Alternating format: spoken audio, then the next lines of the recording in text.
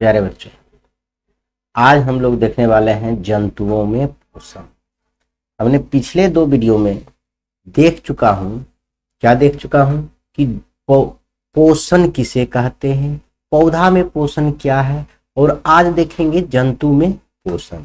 और जंतु में पोषण देखने से पहले एक छोटा सा मोटिवेशन शब्द से हम लोग स्टार्ट करेंगे, जो कि आपके प्रेरणा बना रहे। तो एक मोटिवेशन शब्द देख लीजिए, क्या लिखा हुआ है। कहते हैं अगर जीवन में सफलता प्राप्त करनी है तो मेहनत पर विश्वास करो। यदि जीवन में आपको सफल होना है तो मेहनत पर विश्वास कीजिए।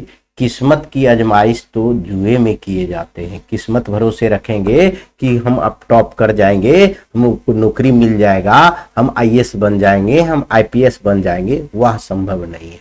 किस्मत की आजमाइश कहाँ किया जाता है? जुआ में। आप हारेंगे या जीतेंगे, उसमें किस्मत होता है। यह सफलता प्राप्त करने के लिए आपकी किस्मत की जरूरी नहीं है। इसी प्रेरणादायक शब्द के साथ हम लोग क्लास स्टार्ट कर रहे हैं, और आज की क्लास में हम लोग देखेंगे जंतु में पोषण। किसमें देखेंगे? जंतुओं में पोषण। देखिए प्रश्न है एगो, जंतु में पोषण कितने चरण में होता है? तो आप कहेंगे जंतुओं में पोषण अनेक चरण में होता है। वह सब चरण को हम देखेंगे। क्या कितना चरण में होता है? अनेक चरण में होता है। देखिए लिखा हुआ है यहाँ पर, जंतुओं पे पोषण कई चरणों में होता है। तो इतना याद रखेंगे। उसके बाद सब चरण को अभी देखेंगे हम बहुत सुंदर से। यह वो पिछला आपको बता दिया गया है थोड़ा बड़ा होने के लिए। क्या है? पौधे अपना पोषण के लिए आत्मनिर्भर है। पौधा स्वयं पोषी होता है, वह अपना पोषण स्वयं करता है। वह आत्मनिर्भर का मतलब वही होता है। जबकि जीवधारी पेड़ पर निर्भर ही करता है। जीवधारी पेड़ पौधा पर निर्भर करता है। ऐसे जीव जो अपना पोषण दूसरे जीवों से प्राप्त करते हैं उसे परपोषी या विषमपोषी कहते हैं, उसे कहा जाता है। वही जीव के जो परपोषी है, विषमपोषी है, उसी के बारे में हम आज पढ़ेंगे। जंतु है कौन है? विषमपोषी है। वो जंतु का पोषण जो होता है कई चरणों में होता है। कौन कौन सी चरण होती है उसके बारे में हम लोग आज डिटेल्स में पढ़ेंगे। देखिए लिखा हुआ है, पहला चरण है अंतर्ग्रहण। अंतर्ग्रहण है जंतु में पोषण का पहला चरण। क्या है? अंतर्ग्रहण मतलब भोजन के अंदर लेना, शरीर के अंदर लेना। देखिए जंतुओं के द्वारा भोजन को अपने शरीर के अंदर ग्रहण करने की क्रिया को हम अंतर्ग्रहण कहते हैं। जंतुओं में अपने भोजन शरीर के अंदर ग्रहण करने को क्रिया को क्या कहते हैं? अंतर्ग्रहण कहते हैं। जब हम भोजन लेते हैं तब हम उसको अंतर्ग्रहण करते हैं। तो एक उदाहरण हम लेते हैं अमीबा का, क्योंकि अमीबा का आपका एग्जाम में पूछता है। तो अमीबा तो आप जानते हैं वो एक कोशिका जीव है और इसका कोई आकार नहीं होता। हम ऐसे घुमा देंगे, यह भी अकेला। ये सिर्फ इसमें यही होना चाहिए कि ऐसे कोना नहीं होना चाहिए, बस हो गया। इसका कोई आकार नहीं होता है, सिर्फ कोना नहीं होगा तो आप अमीबा हो गया। मान लीजिए यहाँ अमीबा है, मान लीजिए क्या है? ये अमीबा है, यह अमीबा है, थोड़ा सा कोना नहीं होना चाहिए, ऐसे समझ गए। यह क्या है? अमीबा है। अमीबा है तो इसको ये भी जंतु है एक तरह का। ये एक कोशिका जंतु है। यह इसे हम नग्न आंखों से नहीं देख सकते, समझ गए। यह एक कोशिका जीव है तो यह भी पोषण करता है। तो यह अंतर्ग्रहण की बात करें तो मान लीजिए यहाँ भोजन है, यहाँ भोजन रखा हुआ है, तो अमीबा जो है अपना भोजन कूट पाद की सहायता से करता है। जैसे यहाँ भोजन रखा हुआ है तो यह भोजन को क्या करेगा? यहाँ भोजन है तो धीरे धीरे यह अपना शरीर को ऐसे कर लेगा, टेढ़ा ऐसे करके यह इसको अंदर कर लेगा। देखिए ये बाहर था तो अब शरीर के अंदर कर लिया, तो इसी को हम कहते हैं अंतर्ग्रहण। अब ये धीरे धीरे क्या होगा? ये पहला चरण है। ये भोजन देखा, कहीं भी देखेगा, इसका कोई आकार और शेप नहीं होता है, यह याद रखिएगा। अमीबा का कोई भी आकार और शेप नहीं होता है, एक कोशिका जीव होता है जो नग्न आंखों से नहीं देखा जाता है। यह भोजन जैसे ही देखा तो यह अंतर्ग्रहण अंदर करने के लिए सोचा। तो देखिए दूसरी चरण में ये अपना ऐसा बना लिया, कप नुमा आकार का। किस नुमा आकार का बन गया? कप नुमा आकार का बना लिया। तो समझिए ये अंतर्ग्रहण कहलाएगा, समझ गए। भोजन का अंतर्ग्रहण मतलब क्या होता है? भोजन को अंदर लेना, अपने शरीर के अंदर भोजन लेना ही अंतर्ग्रहण कहलाता है। उसके बाद क्या होता है? जब अंदर ले लिए तो पाचन होता है। क्या होता है, शरीर के अंदर भोजन का सरल अणुओं में विघटित होने का पाचन कहलाता है। शरीर के अंदर जब यह क्या करेगा अमीबा, अब यह अमीबा यह अंदर भोजन ले लेगा, यह भोजन बाहर था अब यह भोजन अंदर आ गया, तब इसका पाचन होगा, इस भोजन का क्या होगा, पाचन होगा। पाचन का मतलब है यह जो भोजन है इसको सरल अणुओं में टूटना ही पाचन कहलाता है। इस भोजन को छोटा छोटा अणु में तोड़ देना ही क्या कहलाएगा, पाचन कहलाएगा। इतना बात समझ गए। अब आएगा अवशोषण। अब जो पाचन हुआ उसमें जो विटामिन खनिज लवण है उसको हम अवशोषित करेगा, क्या करेगा, पाचन क्रिया के फलस्वरूप भोजन के सरल अणुओं में आंत को दीवार द्वारा अवशोषित करता है। भोजन के सरल अणु जो आंत का दीवार होता है वह क्या करता है, अवशोषित करता है। अवशोषित होकर किसमें, रुधिर यानी खून में मिल जाता है, जिसे अवशोषण कहते हैं। क्या कहते हैं, अवशोषण कहते हैं। अवशोषण करने का मतलब ये हुआ, आप यह समझिए, देखा भोजन, उसके बाद ये अपना कप जैसा आकृति बना लिया, उसके बाद अंदर कर लिया, इसी कप जैसा आकृति को आप कहिएगा कूटपाद। क्या कहेगा, कूटपाद। तो पूछेगा क्वेश्चन, अमीबा अपना भोजन कैसे खाता है, किससे खाता है, तो कहिएगा कूटपाद के सहायता से। समझिए, कूटपाद के सहायता से अमीबा अपना भोजन करता है, बाकी सब कुछ मनुष्य की तरह ही करता है।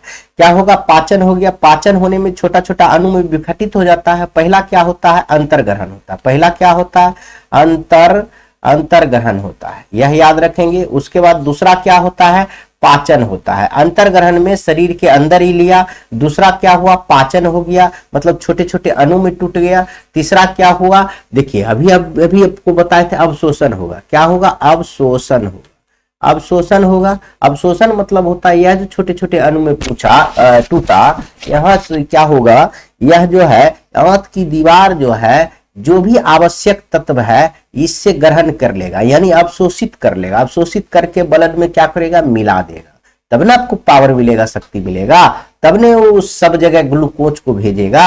हम पढ़े हुए हैं, आगे पढ़ेंगे, इससे भी बहुत अच्छा से पढ़ेंगे। और चौथा नंबर में क्या होता है, यह देखिए, चौथा नंबर में होता है स्वांगीकरण। चौथा नंबर में क्या होता है, स्वांगीकरण। पोषण के जिस चरण में ऊर्जा का निर्माण होता है, उत्पादन होता है, उसे हम क्या कहते हैं, स्वांगीकरण। अब देखिए, भोजन ही बाहर था, अंदर लिया, अंदर लेने के अंतर्ग्रहण कहते हैं। आई छोटे छोटे अणुओं में टूटने को पाचन कहते हैं। जब इसको आवश्यक पदार्थ को अवशोषित कर लिया उसे हम क्या कहते हैं, अवशोषण कहते हैं। और चौथा नंबर में होता है स्वांगीकरण। स्वांगीकरण होता है इसमें से ऊर्जा बनाना। देखिए क्या लिखा हुआ है, पोषण के जिस चरण में ऊर्जा का उत्पादन हो, जब यह अवशोषित कर लिया आवश्यक पदार्थ, उससे जब ऑक्सीजन मिलेगा, आगे पढ़ेंगे श्वसन में, जब आपका इससे ऊर्जा मिलेगा कब, जब यह सब जगह ग्लूकोज भेज देता है, जब सांस लेते हैं तब हम लोग को ऊर्जा प्राप्त होता है। तो अगला चैप्टर है, लेकिन आप तत्काल अभी यह समझिए, स्वांगीकरण का मतलब होता है ऊर्जा का निर्माण। ये अवशोषित कर लिया तो उसके बाद ऊर्जा निर्माण करना या ऊर्जा उत्पादन करना ही क्या कहलाता है, स्वांगीकरण कहलाता है। ऊर्जा उत्पादन या जीव द्रव्य का निर्माण करना। ऊर्जा उत्पादन के जिस चरण में ऊर्जा का उत्पादन होता है उसी को हम क्या कहते हैं, स्वांगीकरण कहते हैं। अवशोषित कर लिया तब ऊर्जा देगा, तब ना हम लोग काम करेंगे। जैसे हम बोल रहे हैं तो ये ऊर्जा देगा तभी ना हम बोल पाएंगे, नहीं तो बोल पाएंगे, नहीं बोल पाएंगे। और चौथा, पांचवा और अंतिम चरण होगा बहिष्करण। बहिष्करण मतलब बाहर निकालना, भोज पदार्थ को मल को रूप में बाहर निकालना, यानी अवशिष्ट पदार्थ को बाहर निकाला, बहिष्करण। बहिष्करण मतलब होता है जो फालतू पदार्थ है उसको बाहर निकालना ही क्या कहलाएगा, बहिष्करण कहलाता है। जो अवशिष्ट पदार्थ को बाहर निकालना बस अब क्या कहलाता है, बहिष्करण कहलाता है। तो जंतु में पोषण 5 चरणों में होता है। पहला क्या है, आप भोजन लिए, उसके बाद सरल अणु में टूटा, उसके बाद अवशोषित किए, अवशोषित करने के बाद उसका ऊर्जा बनाया, स्वांगीकरण हुआ, उसके बाद जो अवशिष्ट पदार्थ बचा वो बाहर कर दिए। यह हो गया आपका चरण, पोषण का चरण। अभी हम देखेंगे मानव पाचन तंत्र, बहुत ही सिस्टम से देखेंगे, लेकिन हो सकता है आज नहीं देख के कल देखें, अगले वीडियो में देखेंगे। लेकिन सुनिए, इसी वीडियो में भी देखेंगे, वन शॉट भी एक हम आपको बना देंगे, ऐसा नहीं है कि नहीं देंगे, जैसे आप देख रहे हैं, समझ गए, उसी प्रकार मिलेगा। आगे देखिए, आगे हम इसको जानने के लिए, यह आप सब समझ गए, समझ गए कि जंतु में पोषण कितना चरण में होता है, यहाँ लिखेंगे अनेक चरण में होता है, 5 चरण में जंतु का चरण होता है, मुख्य रूप से 5 चरण है इसलिए अनेक चरण में लिखा जाता है। अंतर्ग्रहण भोजन अंदर करना, पाचन यानी छोटे अणुओं में टूटना, अवशोषण यानी छोटे अणुओं को क्या करना है, जो दांत की दीवार जो है अवशोषित कर लेता है और उसे खून में, रुधिर में यानी खून में मिला देता है। अब खून में मिला देता है तो ऊर्जा निर्माण करने की जिस प्रक्रिया में, जिस चरण में ऊर्जा का निर्माण होता है उसी को हम स्वांगीकरण कहते हैं। बहिष्करण मतलब होता है मल मूत्र को जो बाहर निकाल देते हैं, अवशिष्ट पदार्थ को बाहर निकालना क्या कहलाता है, बहिष्करण कहलाता है। अब एक छोटा सा क्वेश्चन है कि कोई वस्तु सजीव है, इसका निर्धारण करने के लिए हम किस मापदंड का प्रयोग करेंगे। तो सबसे पहले देखिएगा, कोई तो बीमार है चाहे कुछ भी है तो उसको सांस ही देखकर चेक किया जाता है कि वस्तु सजीव है या जिंदा है या मृत है, तो वही चीज लिख देंगे। जब कोई वस्तु सजीव है, इस बात को साबित करने के लिए श्वसन प्रक्रिया का मापदंड सहारा लेते हैं। क्या प्रक्रिया का, उसका सांस चल रहा है या ना, क्योंकि सांस चलेगा तभी ऊर्जा बनेगा। आगे हम पढ़ेंगे श्वसन चैप्टर में, श्वसन के माध्यम से आपको ऊर्जा बनेगा। अगर सांस नहीं लीजिएगा, अच्छी तरह से आपको हवा नहीं मिलेगा तो दर्द होगा, शरीर में काम करेगा लेकिन दर्द होगा। तो समझ गए, तो वह बहुत विस्तार में पढ़ेंगे श्वसन चैप्टर में। पहले यह देख लीजिए, क्योंकि श्वसन क्रिया के दौरान क्या होता है, ऊर्जा का निर्माण होता है और हम सभी अपने दैनिक कार्यों में संपन्न करते हैं। वस्तु सजीव होने का हम क्या करेंगे, श्वसन मापदंड का सहारा लेंगे। सजीव है या कोई वस्तु नहीं है, इसके लिए कौन सी सहारा लेंगे, श्वसन मापदंड का सहारा लेंगे, सबसे उचित होगा। आगे आइए, और सबसे इंपॉर्टेंट क्वेश्चन 6 नंबर में पूछे जाएगा, 5 नंबर में आपको, कि अमीबा में पोषण की किस प्रकार होता है, अमीबा में पोषण किस प्रकार से होता है। इसलिए हम अमीबा को बताए थे, वह हम 3-4 चरण बताए थे, वही 3-4 हम आपको बताएंगे। उसके बाद आपका यह जो है जंतु में पोषण समाप्त हो जाएगा और एक सबसे इंपॉर्टेंट चैप्टर बचेगा मानव पाचन तंत्र में। मानव पाचन तंत्र के सचित्र वर्णन करें, वह भी बताएंगे। पहले यह पढ़िए, क्या है, पहले हम पढ़ेंगे अमीबा में पोषण के चरण। देखिए, अमीबा एक कोशिका प्राणी है, यह बता चुका हूं, जिसका कोई भी निश्चित आकार नहीं होता है। यह अपना भोजन प्राणी संपोषी के आधार पर शैवाल, डायटन, जीवाणु, विषाणु, कवक को कूटपाद की सहायता से लेते हैं। बताए हैं किस पाद से लेते हैं, कूटपाद की सहायता से ग्रहण करते हैं।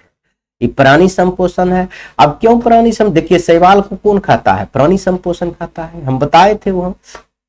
आगे देखिए, आगे पोषण वाला चैप्टर में, पोषण जब वीडियो पढ़ा रहे थे पोषण के डिटेल्स में, उसमें बताया गया है। जो बच्चा नहीं देखे हैं तो जाकर पीछे वीडियो करके देख सकते हैं।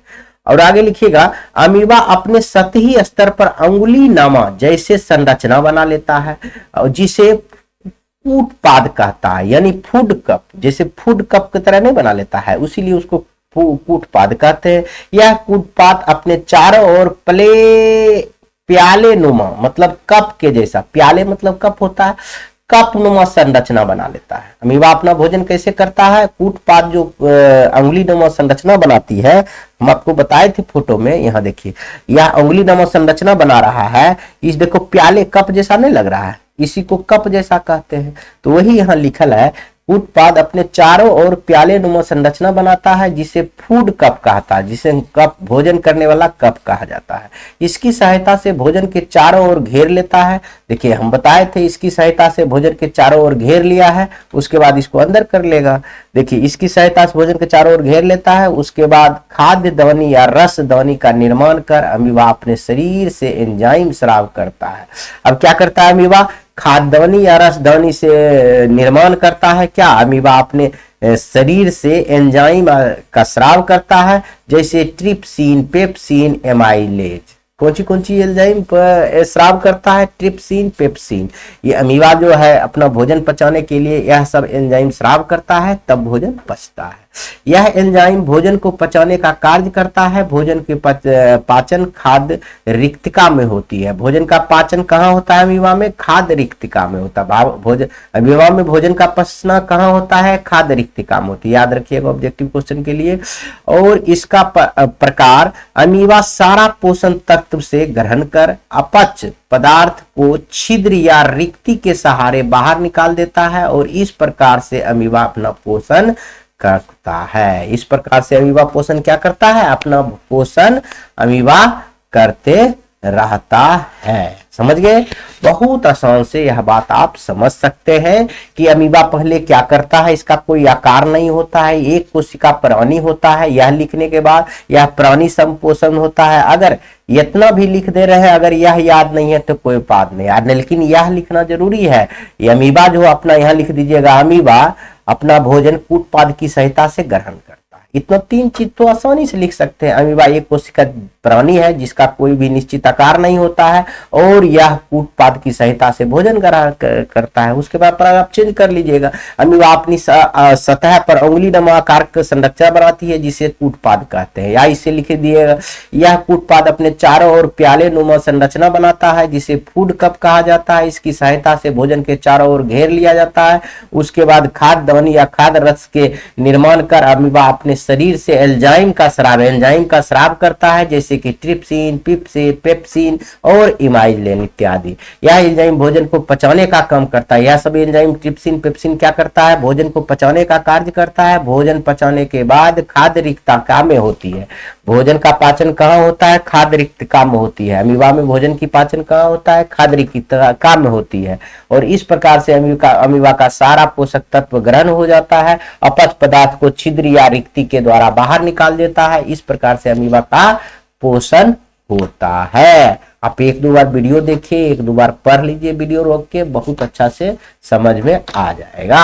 आगे आइए, श्वसन के लिए ऑक्सीजन प्राप्त करने की दिशा में जलीय जीव की अपेक्षा स्थलीय जीव किस प्रकार लाभप्रद की स्थिति में होता है। देखिए क्वेश्चन कह रहा है शोषण जो आप करते हैं, तो कह रहा है कि शोषण के लिए जलीय जीव की अपेक्षा स्थलीय जीव ज्यादा लाभ में रहता है। क्यों, आप ही समझिए। समुद्र में मछली है, समुद्र में मछली है तो मछली समुद्र में है तो वह तो स्थल पर रह नहीं सकता है, वह स्थलीय जीव जरूर लाभप्रद है। कहिए क्यों, स्थल में देखिए H2O होता है, जल में H2O होता है, हाइड्रोजन और कार्बन हाइड्रोजन और ऑक्सीजन दोनों मिला होता है, तो इसमें तो कम मात्रा में ऑक्सीजन होता है।